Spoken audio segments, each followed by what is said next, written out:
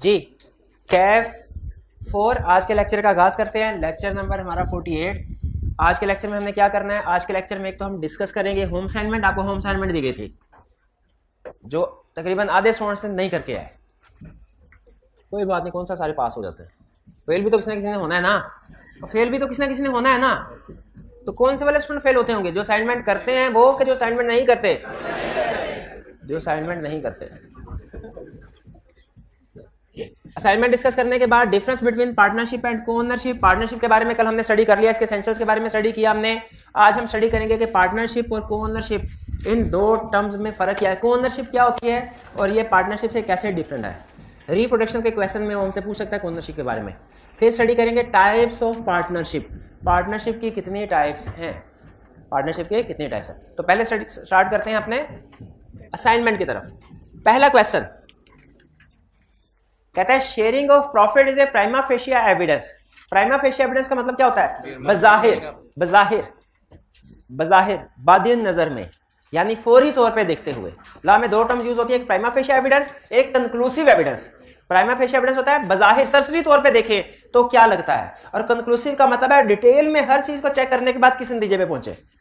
ठीक है, तो बज़ाहिर लग रहा है कि भाई पढ़ने वाले हैं और पास हो जाएंगे, प्राइमा फेशिया एविडेंस। लेकिन जब इनके असाइनमेंट्स देखें, जब इनके टेस्ट देखे, जब डेली बेसिस पे इनसे पूछा आप कितना पढ़ते हैं, तो उसके बाद भी पता चला कि पास हो जाएंगे, क्योंकि ये डेली असाइनमेंट भी करते थे, घर जाके रीडिंग भी करते हैं और टेस्ट वगैरह भी देते हैं। तो ये कंक्लूसिव एविडेंस हो गया। एक होता है प्राइमा फेशिया एविडेंस, एक conclusive. Some time prima facie evidence कुछ और कह रहा होता है, कंक्लूसिव एविडेंस कुछ और। प्राइमा फेशिया एविडेंस से लगता है कि ये जो बंदा ये बड़ा शरीफ है, इसने जुर्म नहीं किया, लेकिन जब उसके खिलाफ सबूत और गवाह इकट्ठे होते हैं तो फिर कंक्लूसिव एविडेंस में क्या चीज सामने आती है? जुर्म इसी ने किया है। तो प्राइमा फेशिया और कंक्लूसिव एविडेंस, इसमें फर्क है। तो कहता है sharing of profit prima facie evidence तो है, लेकिन कंक्लूसिव टेस्ट नहीं है पार्टनरशिप का। बताना क्या चाह रहा है कि अगर किसी के साथ प्रॉफिट शेयर हो रहा हो, किसी पर्सन के साथ, बज़ाहिर तो ऐसा लगता है कि वो पार्टनर है, लेकिन असल में लाजमी नहीं वो पार्टनर हो। कंक्लूसिव एविडेंस नहीं है। इसका मतलब क्या है कि असल में लाजमी नहीं कि वो, यानी अगर किसी पर्सन के साथ प्रॉफिट शेयर हो रहा है तो बज़ाहिर तो वो हो सकता है, बज़ाहिर हमें लगेगा कि वो पार्टनर है, ज्यादातर केसेस में होता भी है, लेकिन कंक्लूसिव एविडेंस नहीं है, यानी 100% कंफर्म नहीं है यानी कि वो पार्टनर है। इसका मतलब है कुछ केसेस ऐसे हैं जिनमें प्रॉफिट शेयर होता है लेकिन वो पार्टनर नहीं है। भी समझ आया? इस लाइन का मतलब समझ आया? The sharing of profit is a prima facie evidence but not conclusive test of partnership. ज्यादातर केसेस में जिसके साथ प्रॉफिट शेयरिंग होती है वो पार्टनरशिप है, लेकिन कंक्लूसिव हमेशा ऐसे नहीं है। Under the provisions of Partnership Act 1932, list the circumstances in which received by a person of a share of profit of a business does not of itself make him a partner with the person carrying on the business। कहता है मुझे वो situation बताओ जिसमें किसी person के साथ profit तो शेयर हो रहा हो, लेकिन वो इसकी वजह से ऑटोमेटिकली पार्टनर नहीं बनता। यानी वो सिचुएशन बताओ जिनमें प्रॉफिट शेयर हो रहा है लेकिन वो पर्सन पार्टनर नहीं है। और वो सिचुएशन मुझे बताएंगे ये भाई सेंटर में। जी बताइए और मेरा नाम रोशन कीजिए। शाबाश। 6 सिचुएशंस पढ़ी थी कल हमने, और आसान से छोटी छोटी सिचुएशन है मेरा भाई। शाबाश। Lender of money, minor, minor कौन सा माइनर? विडो और माइनर ऑफ डिसीज पर्सन। अच्छा ये कहना चाह रहे थे। आगे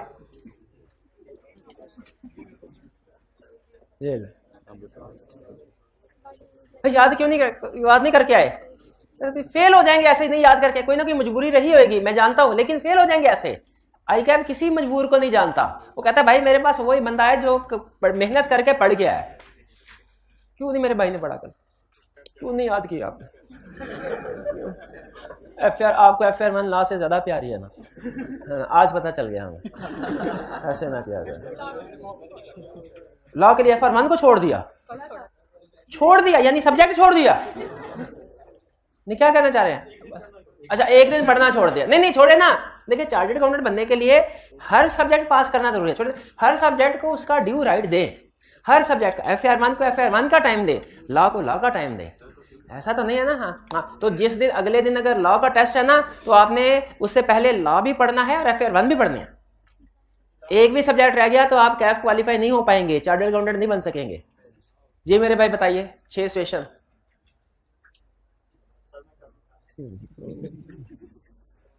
ऐसे ना किया करे, छोटा सा कंसेप्ट है, छोटा सा कंसेप्ट है। और अभी आप देखेंगे आई क्या बार बार पूछ रहा है, तो नहीं याद किया, ये हाल है। फिर कहते हैं ला मुश्किल है ना, मुश्किल बना देते हैं आप लोग ना पढ़ पढ़ के उसको। हाँ मेरे भाई, चलो शुक्र है कोई lender of money, शाबाश। Agent or employee receiving the profit as remuneration. Retired partner, widow or minor of deceased partner. Transferee of interest. A person receiving profit as compensation. शाबाश। A person, previous seller, previous owner receiving percentage as remuneration. Clear होगी situation, पता चल गया क्या लिखना था। Question number 2, sharing net profits usually creates a very strong interference, यानी बड़ा स्ट्रॉन्ग हम इस नतीजे पे पहुंचते हैं that the parties have formed a partnership. इससे पता चलता है यानी प्रॉफिट शेयरिंग एक स्ट्रॉन्ग एविडेंस है। किस चीज का स्ट्रॉन्ग एविडेंस है? पार्टनरशिप है। But in certain situation the fact that the profits are shared और the parties have agreed to share the profits will not by itself create a presumption that a partnership was intended. लेकिन कुछ cases में profit share हो रहा होगा, लेकिन इसका यह मतलब नहीं है कि पार्टनरशिप भी क्रिएट हुई है। List such situations as given in the partnership act 1932। कौन सी सिचुएशन? सेम जो भी बताइए हम। शाबाश। Next, third question, sharing of profit is a prima facie evidence of partnership under the provisions of the partnership act list any 4 circumstances in which a non-partner could benefit from the profits of partnership। वही question, थोड़ा सा easy language में उसने भी बता दिया हमें। शाबाश। क्वेश्चन 4, आफ्ताब, बादल, A, B and C, Aftab, बादल and चांद started a business of trading in light bulbs together under the name of solar traders। इन्होंने काम शुरू किया और सोलर ट्रेडर के नाम से बिजनेस शुरू किया। They decided to share profits equally and business will be managed by Aftab only। उन्होंने फैसला किया कि हम सारे प्रॉफिट शेयर करेंगे, लेकिन बिजनेस मैनेज आफ्ताब ही करेगा। On first day on behalf of solar traders, Aftab ordered 100 light bulbs on credit from Tanveer, a wholesaler of electric products।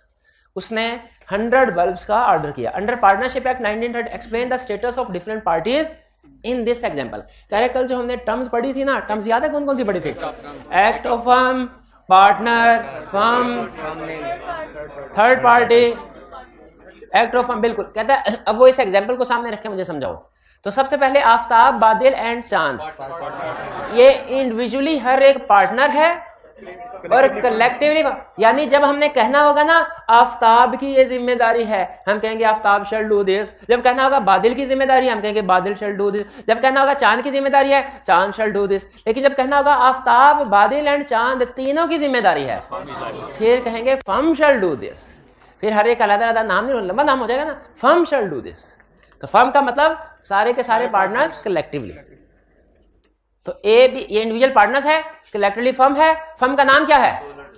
Solar traders. Solar trader. अच्छा, आफ्ताब मैनेज करेगा बिजनेस, तो बाकी मैनेज नहीं करेंगे। आफ्ताब को हम क्या कहते हैं? ये कौन सा पार्टनर है? Active partner. और बाकी लोग स्लीपिंग पार्टनर्स। शाबाश। अच्छा, फिर इसका तनवीर कौन है? Third party. और ये जो ऑर्डर दिया है खरीदने का, ये क्या है? Act of firm. Act of partner यानी act of Aftab is equal to act of firm. Agree करते हैं ना इसे? यानी ये जो आफ्ताब ने ऑर्डर दिया है, इसके पैसे आफ्ताब ने देने हैं कि फर्म ने? हमने। Act of partner is equal to act of firm. हाँ, बाद का पार्टनर की कुछ जाती ट्रांजैक्शंस होती हैं, तो अगर उसकी इंटेंशन हो कि उसने अपने जाती ट्रांजैक्शन किया तो फिर वो एक्ट ऑफ फर्म नहीं होगा। यानी आफ्ताब अपने घर के लिए 2 बल्ब खरीदता है, अगर कोई ऐसे में लिखा हुआ अपने घर के लिए खरीदे, अब वो एक्ट ऑफ फर्म नहीं होगा। वो एक्ट ऑफ फर्म वो उसका पर्सनल एक्ट है।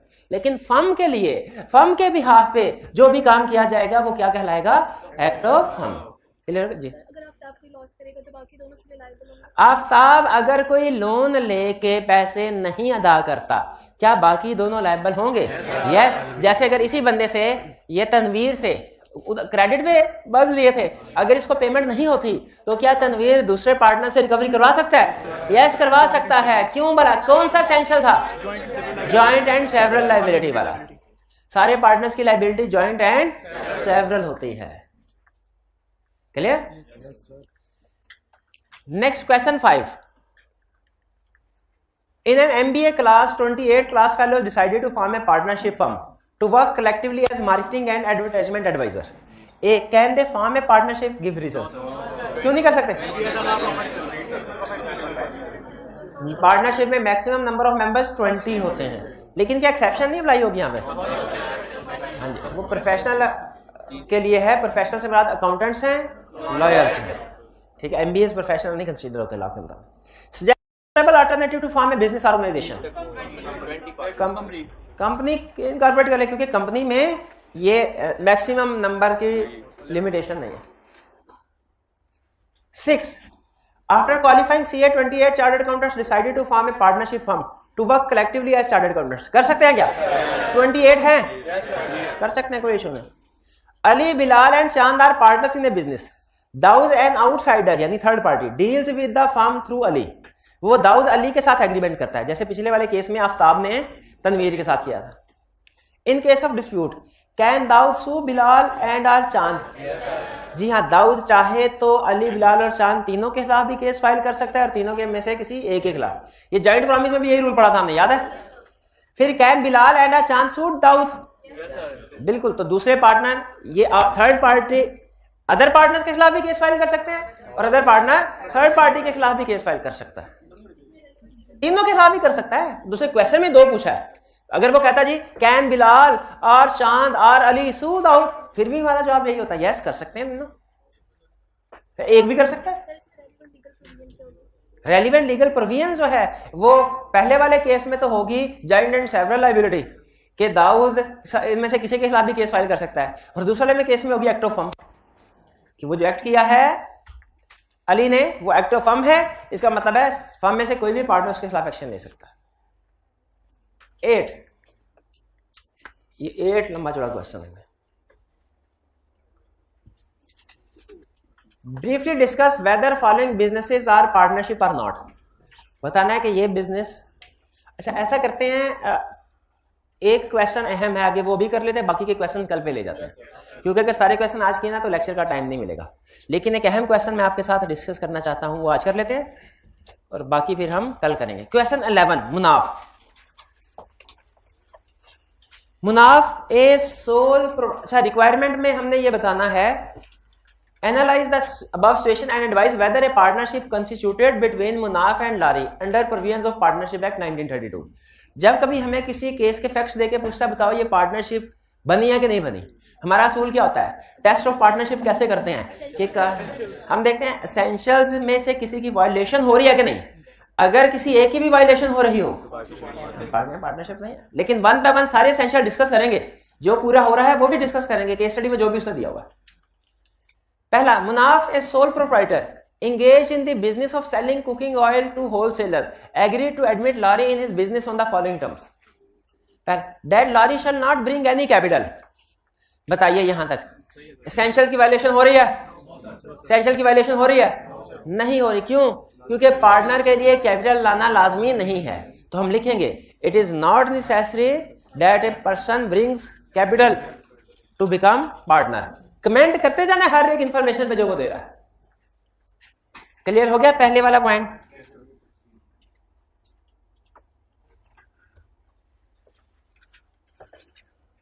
Next, and shall not be liable for any losses of the firm.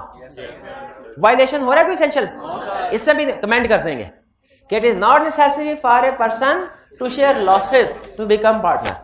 यानी कैपिटल आना भी लाजमी नहीं है, लॉस शेयर करना भी लाजमी नहीं है। कोई एक पर्सन बगैर कैपिटल लाए भी पार्टनर बन सकता है। आपने अक्सर देखा होगा मुदारबाट स्टाइल बिजनेस सुना होगा कि एक बंदा पैसे लेके आता है, दूसरा बंदा अपने स्किल लेके आता है और दोनों बिजनेस करते हैं पार्टनरशिप में। तो कैपिटल लाना लाजमी नहीं है।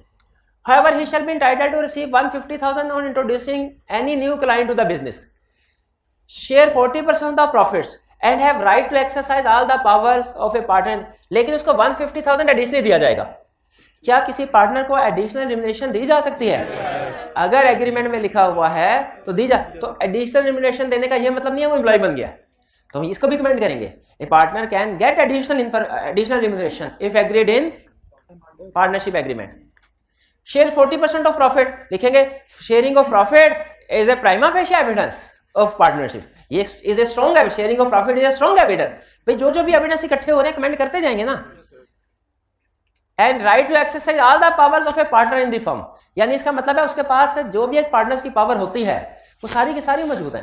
तो इसका मतलब है जितनी भी कंडीशन उसने क्वेश्चन में, ये दूसरे भाषा में पता क्या कह रहा है कि वो एक तरह से एजेंट है दूसरे ओनर्स का, क्योंकि right of exercising all powers, ये राइट कब मिलता है? जब हम किसी को अपना पार्टनरशिप में पार्टनर बना लेते हैं। इसका मतलब है एजेंसी रिलेशनशिप क्रिएट हुआ, अब वो अगर अपने एक्ट्स कोई भी करेगा तो वो दूसरे लोगों के ऊपर बाइंडिंग है। तो क्वेश्चन में जितनी भी इंफॉर्मेशन है सारी अब एक दफा फिर से देखें, हम मुझे बताएं किसी भी इंफॉर्मेशन में कोई भी एसेंशियल वायलेट हो रहा है? नहीं हो रहा। तो इसका मतलब क्या हुआ? हम लिखेंगे इट अपीयर्स, अभी भी एहतियातन यही लिखेंगे, it appears that Munaf and Lari both are partners, both have created partnership. अच्छा, अगर एक भी कंडीशन वायलेट हो रही होती ना, एक भी, 4 फर्ज कीजिए पूरी हो रही हैं, एक वायलेट हो रही है, आपने डायरेक्ट वायलेट होने वाली कंडीशन पे कमेंट करते हुए ये नहीं लिख देना था कि पार्टनरशिप नहीं, और क्वेश्चन क्लोज कर दिया। आपने जो कंडीशन पूरी हो रही हैं उनके ऊपर भी कमेंट करना था कि ये कंडीशन पूरी हो रही है। ये बात समझ आ रही है? यानी जो भी असल में हमारे जो मार्क्स एलोकेट देता है ना, वो हमारे डिसीजन पे नहीं देता, बेसिस ऑफ डिसीजन पे देता है। तो बेसिस ऑफ डिसीजन में हमने उसे बताना है कि इस इंफॉर्मेशन का क्या इफेक्ट है, इस इंफॉर्मेशन का क्या इफेक्ट है, इस इंफॉर्मेशन का क्या इफेक्ट है। डन? यस। ये क्वेश्चन 11 था। चलिए अब इसको कर देते हैं हम क्लोज, और बाकी के क्वेश्चन हम इंशाल्लाह ये आज की होम असाइनमेंट भी नोट कर लें, आज वाली होम असाइनमेंट के साथ हम कल करेंगे। अभी चलते हैं लेक्चर की तरफ। आपने असाइनमेंट वैसे की हुई है ना? Next 2 concept. अच्छा, आगे चलने से पहले प्रीवियस लेक्चर में से कोई क्वेश्चन पूछना चाहते हो तो पूछ लो। जी पूछे। नहीं कुछ और भी क्वेश्चन?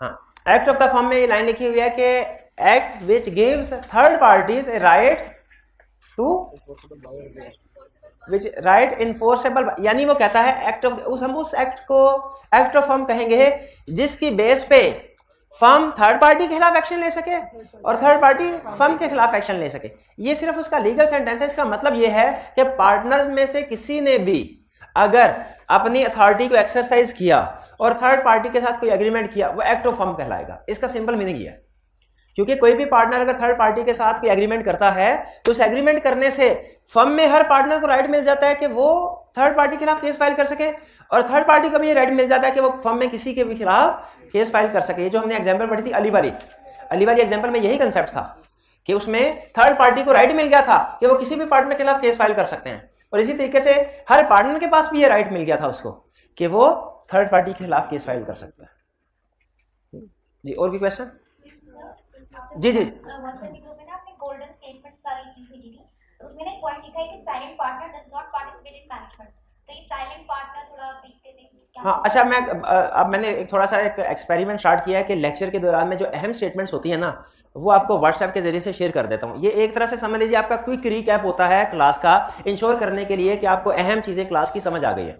ठीक है, तो उसमें कल मैंने शेयर किया था, तो उसमें एक लाइन थी स्लीपिंग पार्टनर, साइलेंट। फिलहाल साइलेंट पार्टनर और स्लीपिंग पार्टनर दोनों का मतलब एक ही समझे।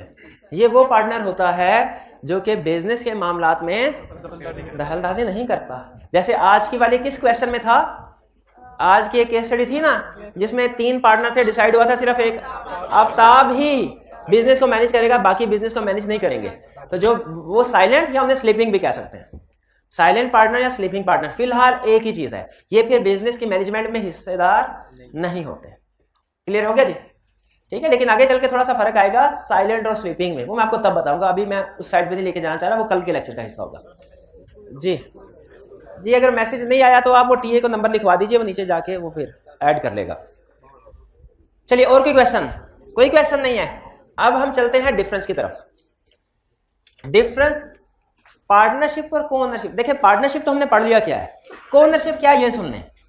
को ओनरशिप नाम से जाहिर है, जब किसी एक प्रॉपर्टी के एक से ज्यादा ओनर हो तो उन्हें क्या कहेंगे? को ओनर्स। को ओनर्स।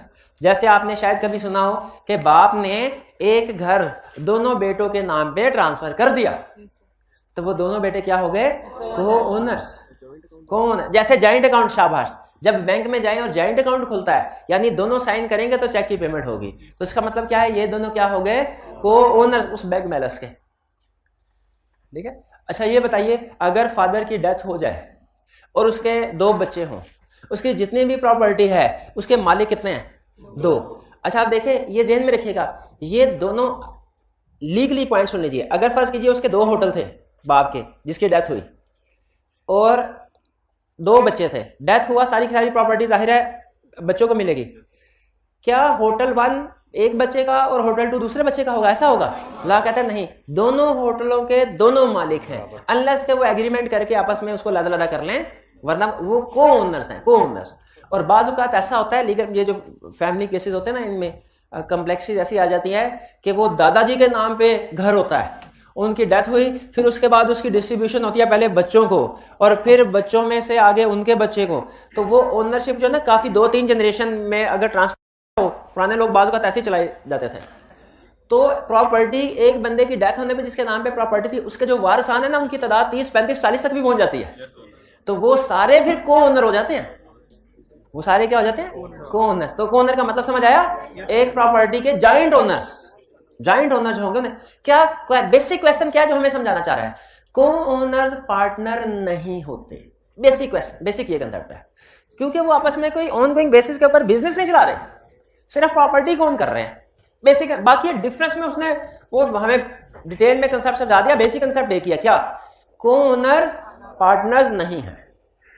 अब हमें फर्क बता रहा है, फॉर्मेशन, पार्टनरशिप कैसे बनती है, कैसे बनती है, एग्रीमेंट से, किसी की डेथ से बाय स्टेटस तो पार्टनरशिप क्रिएट नहीं होती ना, कोनरशिप एग्रीमेंट के जरिए से क्रिएट नहीं होती, ठीक है, नॉट बाय एग्रीमेंट, ये क्रिएटेड बाय एग्रीमेंट, ये नॉट क्रिएटेड बाय एग्रीमेंट। फिर नेक्स्ट, बिजनेस, पार्टनरशिप में बिजनेस चलाना लाजमी है, कोनरशिप में बिजनेस नहीं चलाया जाता, सिर्फ एक प्रॉपर्टी होती है जिसको मैनेज करते हैं। नंबर ऑफ पर्संस, पार्टनरशिप में कितने नंबर ऑफ पर्सन है, कम से कम 2, ज्यादा से ज्यादा 20। अब इसकी एक्सेप्शंस हैं, आपको पता है, बैंकिंग बिजनेस में 10 और प्रोफेशनल में ग्रेटर देन 20 भी हो सकता है। लेकिन कोनरशिप में कोई लिमिट नहीं है, कोई लिमिट नहीं है, यानी 20 से ज्यादा भी कोनर्स हो सकते हैं, पार्टनरशिप में लिमिट है 20 की। Next, sharing of profit, partnership में शेयरिंग ऑफ प्रॉफिट होती है और कोनरशिप में शेयरिंग ऑफ प्रॉफिट नहीं होते क्योंकि बिजनेस नहीं होता।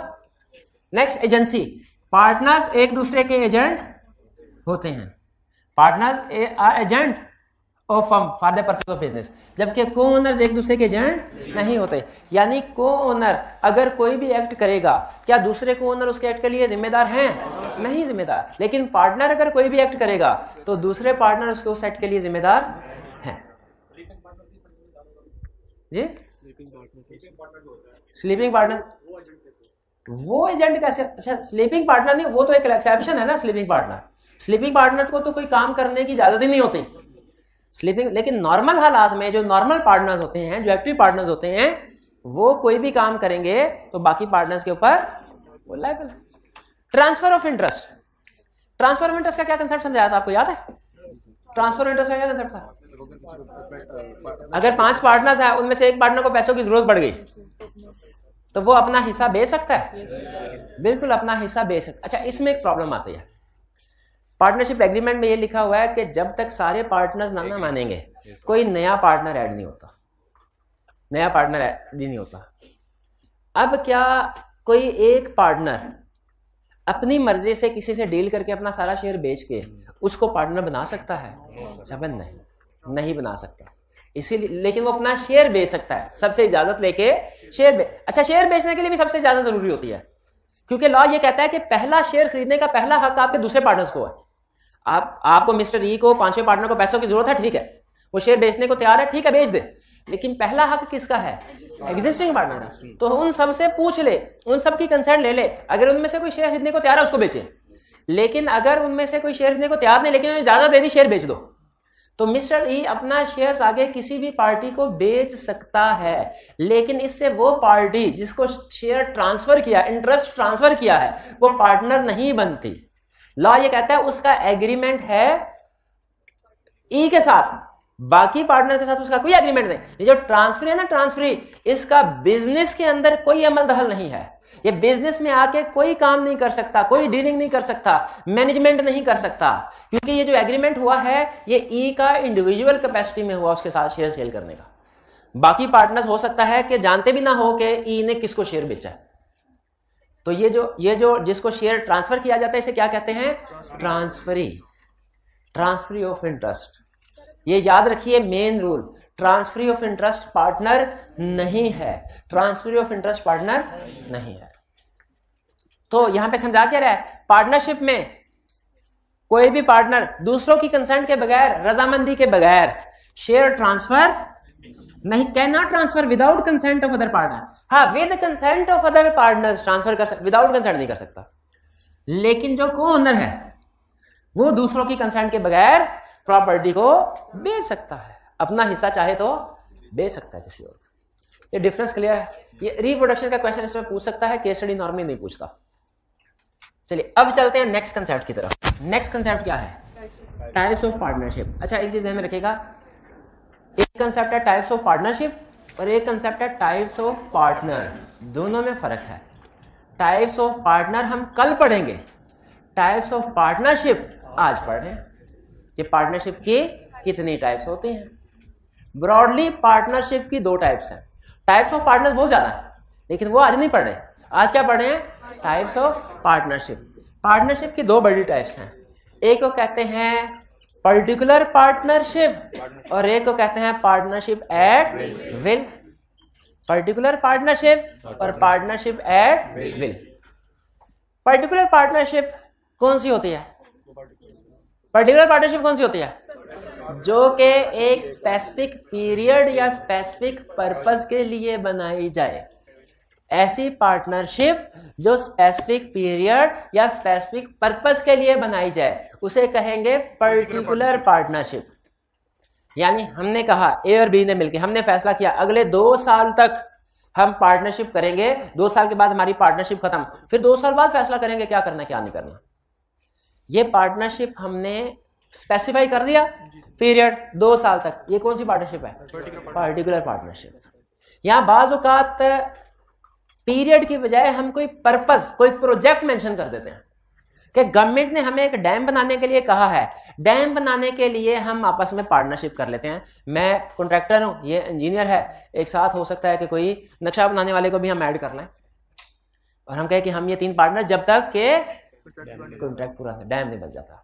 जिस दिन डैम बन गया उस दिन पार्टनरशिप, ये वाली पार्टनरशिप फारग खत्म। जिस दिन 2 साल पूरे हो गए पर्टिकुलर पार्टनरशिप, यानी पर्टिकुलर पार्टनरशिप पर्टिकुलर टाइम या प्रोजेक्ट के लिए बनती है। जैसे ही वो टाइम या प्रोजेक्ट पूरा हो जाए पार्टनरशिप बताने की जरूरत नहीं होती, बल्कि ऑटोमेटिकली वो हुआ हो जाए इवेंट या वो टाइम पूरा हो जाए, खत्म। यह पर्टिकुलर पार्टनरशिप।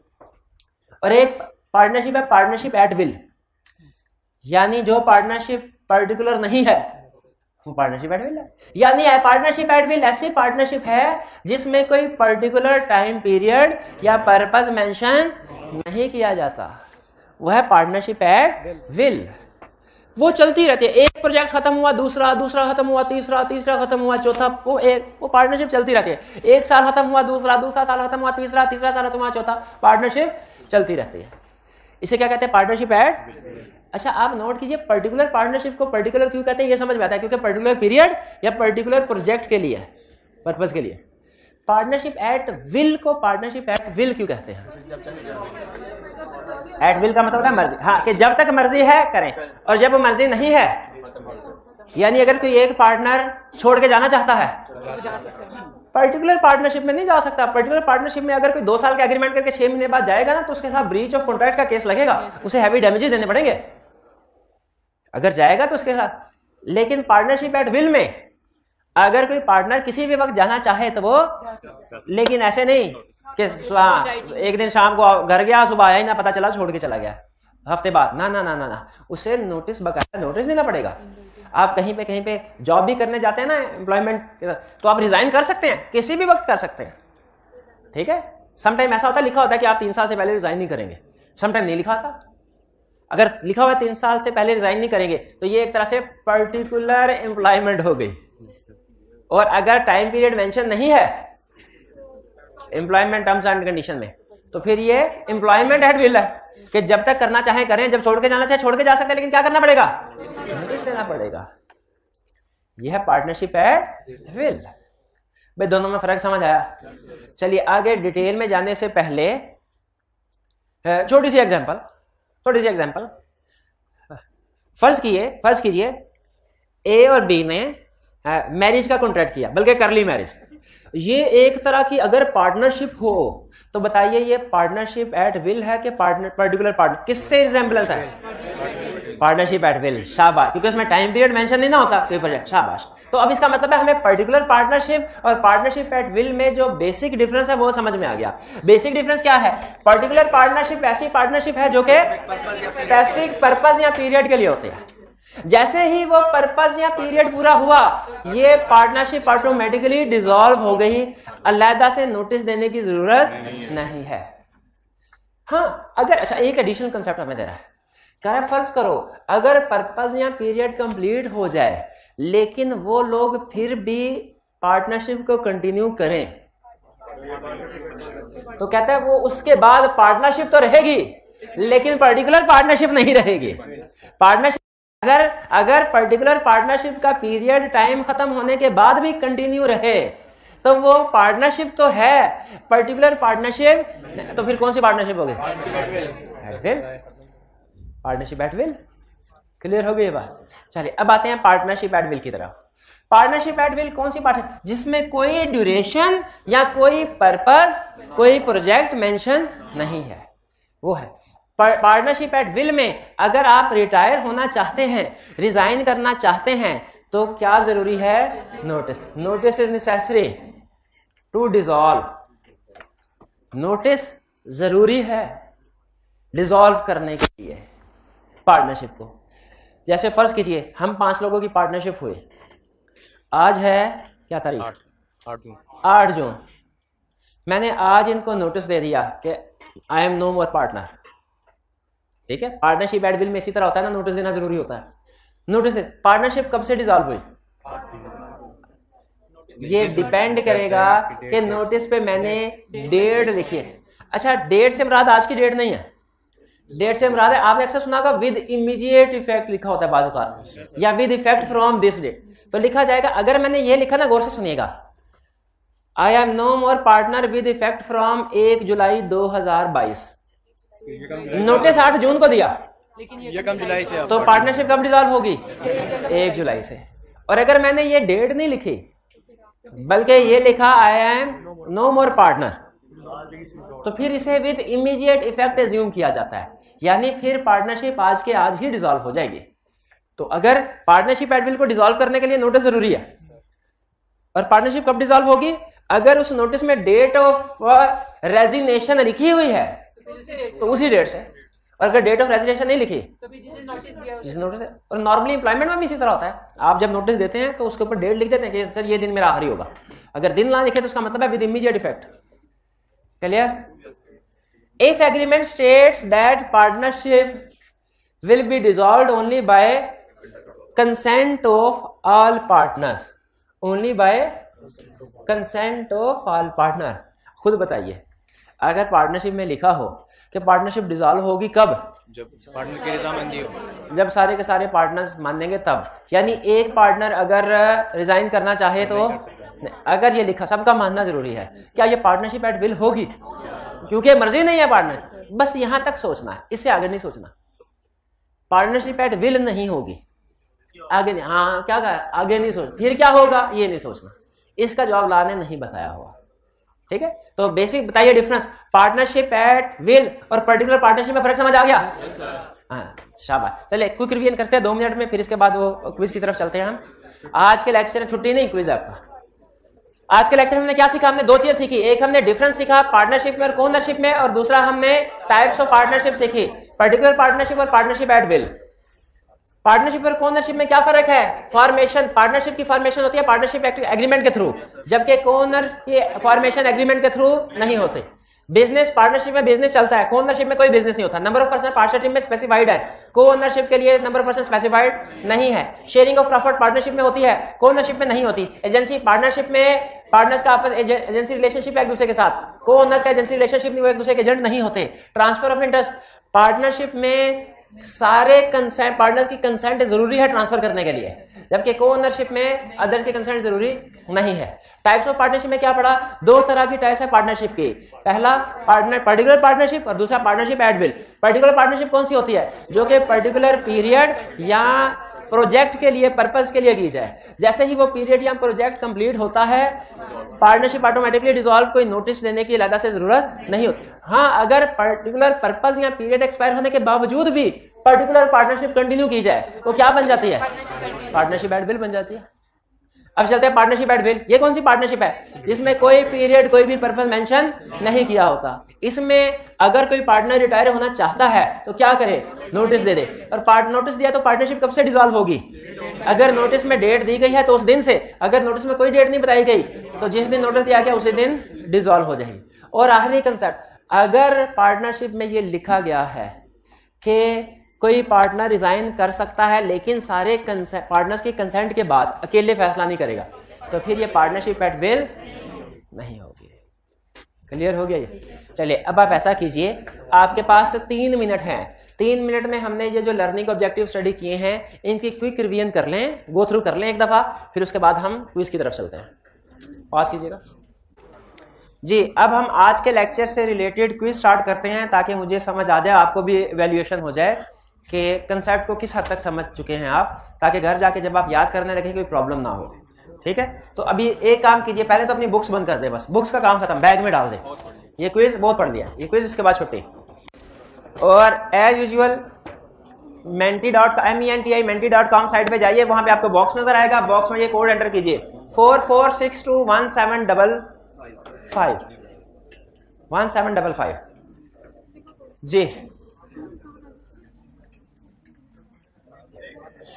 जी जल्दी से आ जाए।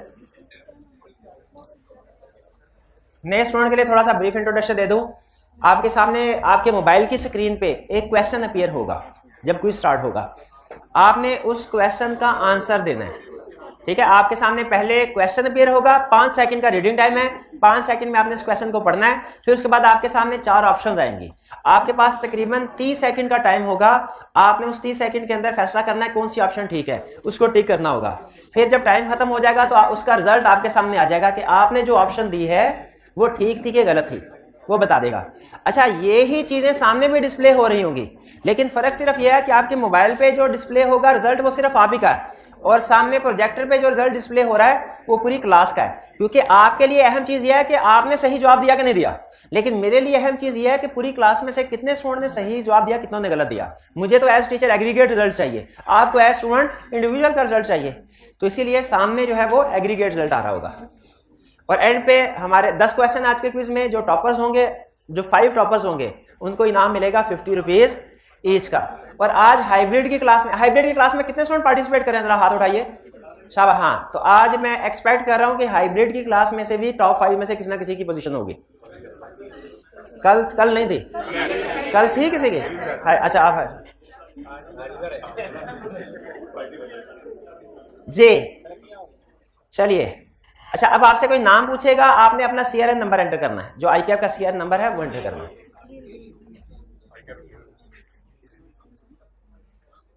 जी चलिए, रेडी हैं, स्टार्ट करें। फिर इतना टाइम नहीं है, फिर वो लेक्चर का टाइम खत्म हो जाएगा। स्टार्ट करते हैं आप जी। ये रहा पहला क्वेश्चन।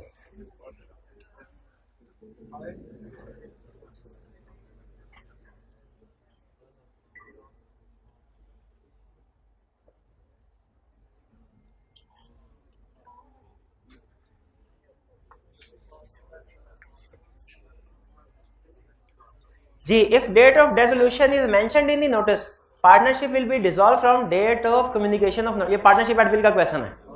ठीक है, तो बताइए सही है कि गलत? फॉल्स। क्यों? कब से इसमें अहम चीज क्या थी? Date of communication of notice से डिसॉल्व नहीं होगा, date mentioned in the notice, तब से पार्टनरशिप डिसॉल्व होगी। ठीक है, ये कम्युनिकेशन के वर्ड को आपने सही इंटरप्रेट नहीं किया। चलिए आगे चलते हैं, कोई बात नहीं।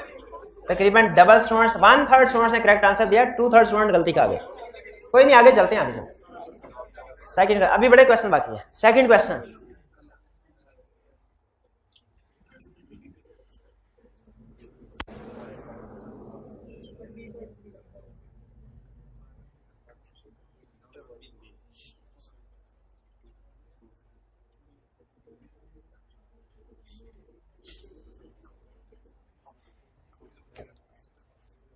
जी, if particular partnership continues after completion of project or expiry of period, ये पर्टिकुलर पार्टनरशिप का क्वेश्चन आ गया, तो वो क्या हो जाता है? उसका स्टेटस इलीगल हो जाता है? नहीं, वो बल्कि पार्टनरशिप एट विल में कन्वर्ट हो जाती है, अलहदा से एग्रीमेंट करने की जरूरत नहीं है। हाँ, ये तकरीबन सबने ठीक आंसर दिया, it becomes partnership at will. Particular partnership का जब पीरियड या पर्पस खत्म हो जाए फिर भी कंटिन्यू रहे तो क्या बन जाती है? Partnership at will. Next question ये रहा आपकी स्क्रीन पे, 50 रुपए के लिए।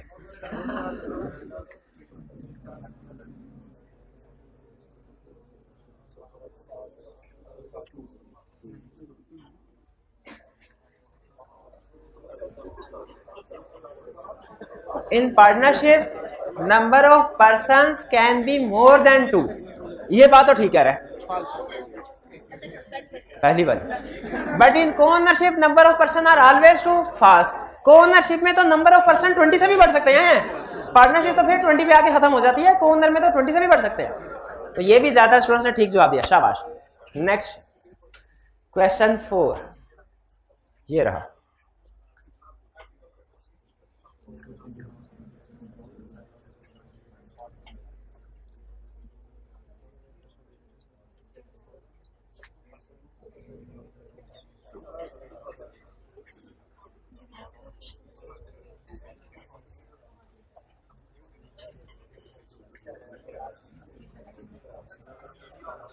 जी, co-owners can transfer their interest without consent of others.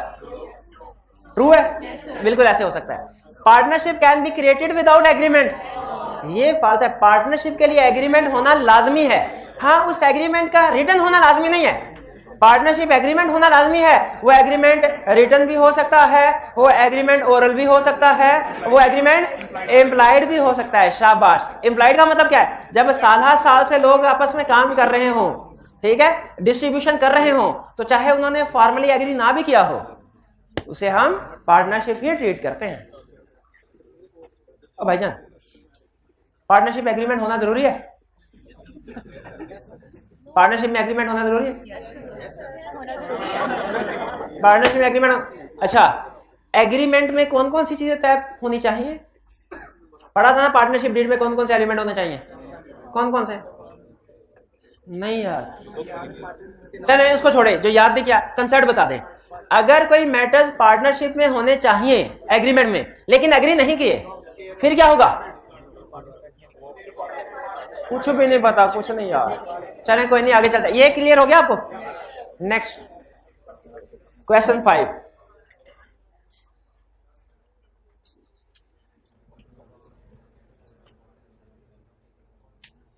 If particular partnership is carried on after completion of project, it becomes illegal.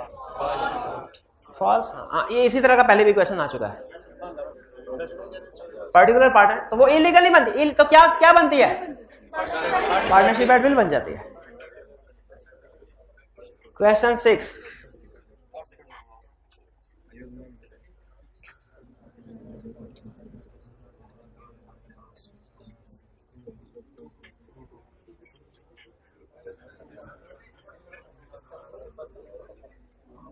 Partners are agent of each other. Partner एक दूसरे के एजेंट होते हैं, यानी एक जो काम करेगा दूसरा लायबल होगा उसके लिए। Yes, correct. और को ownership does not involve carrying on off business. बिल्कुल, ये तो सिर्फ डिफरेंस में से पूछ रहे हैं ना, ये कंसेप्ट डिफरेंस में से को ओनरशिप और पार्टनरशिप के, तो दोनों ट्रू है। इसका मतलब है करेक्ट ऑप्शन हमारी हुई ए। शाबाश। ये कुछ स्टूडेंट के ख्याल में दूसरी फॉल्स है। नहीं, को ओनरशिप डज नॉट, हाँ सही कह रहा है, को ओनरशिप में कैरिंग ऑन ऑफ बिजनेस नहीं होती। Next question 7।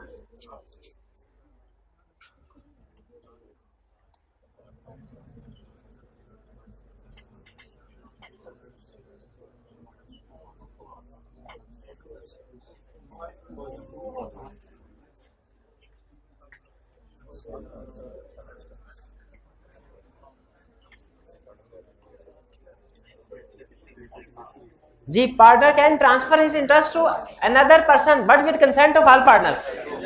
ट्रू है। Transfer shall be considered a partner in the firm. False है। तो पहली स्टेटमेंट ट्रू, दूसरी फॉल्स। करेक्ट ऑप्शन क्या हुई? C option. चलिए, इस पे कोई प्रॉब्लम तो नहीं। ट्रांसफरी पार्टनर नहीं होता, माइनर भी पार्टनर नहीं होता। क्वेश्चन 8।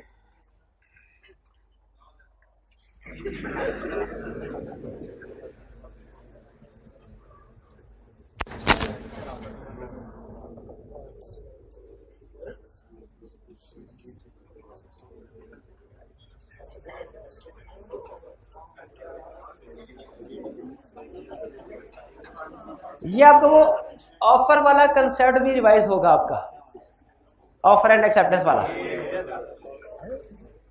कि सिर्फ लिखना काफी नहीं होता, कम्युनिकेट भी करना होता है।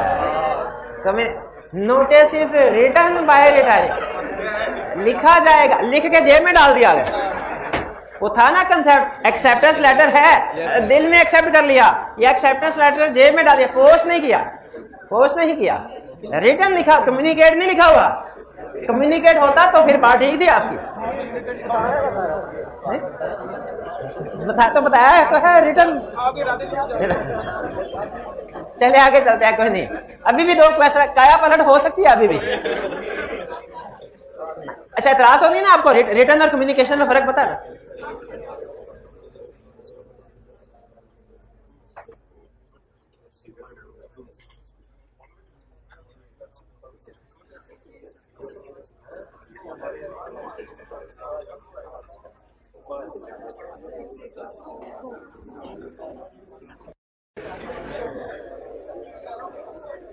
If agreement states partnership will B dissolved only with consent of all, ये पार्टनरशिप एट विल में हमने पढ़ा था, ये कंसेप्ट आखिरी लाइन ये थी। तो ये पार्टनरशिप एट विल नहीं होगी, क्योंकि एक पार्टनर अपनी मर्जी से नहीं छोड़ जा सकता partnership. True, correct. Last question ये रहा आपकी स्क्रीन पे।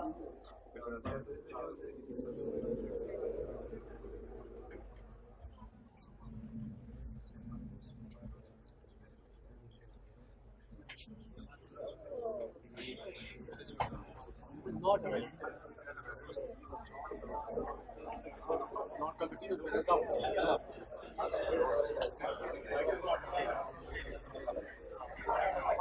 इनमें से कौन सा वैलिड मोड ऑफ रिटायरमेंट नहीं है? ना ए, हाँ जी, गिविंग नोटिस नहीं है। देखिए, कंप्लीशन पे तो आपको पता है रिटायरमेंट हो जाती है। अगर ये दोनों एग्री कर जाएं, जिन्होंने एग्रीमेंट शुरू किया टाइम से पहले ही खत्म कर देते हैं पार्टनरशिप, तो खत्म हो सकती है। जब सारे पार्टनर्स आपस में एग्री कर, तो ये भी वैलिड। इसमें ब्रीच ऑफ कॉन्ट्रैक्ट नहीं है। क्यों ब्रीच ऑफ कॉन्ट्रैक्ट नहीं है? सारी पार्टीज आपस में मिलकर एग्री कर लें तो खत्म हो सकता है, खत्म हो सकता है जी। अब हमारे टॉपर्स, आपने मोबाइल स्क्रीन पे आपका नंबर आएगा कि आपकी कितनी पोजीशन है, उसको आपने सेव करना। 124507 कौन है? 124, शाबाश। किधर है? 124507, शाबाश। नेक्स्ट 125488, 125488, शाबाश, हाइब्रिड में, शाबाश शाबाश। नेक्स्ट 132214, 132214, शाबाश। 117777, 1177, शाबाश। और अनस भाई, अनस भाई, अनस किधर है? अनस है 5th पोजीशन वाले, ये भी हाइब्रिड में, शाबाश। एक नहीं 2-2 स्टूडेंट आज हाइब्रिड में, शाबाश शाबाश। आपकी कौन सी वाली पोजीशन है भाई? 32। अच्छा, आपकी कौन सी पोजीशन? 10th position. चलिए ठीक है। चलिए, आज का असाइनमेंट नोट कर लिया आपने? चलिए, आज का लेक्चर यहाँ पे खत्म करते हैं। अल्लाह हाफिज।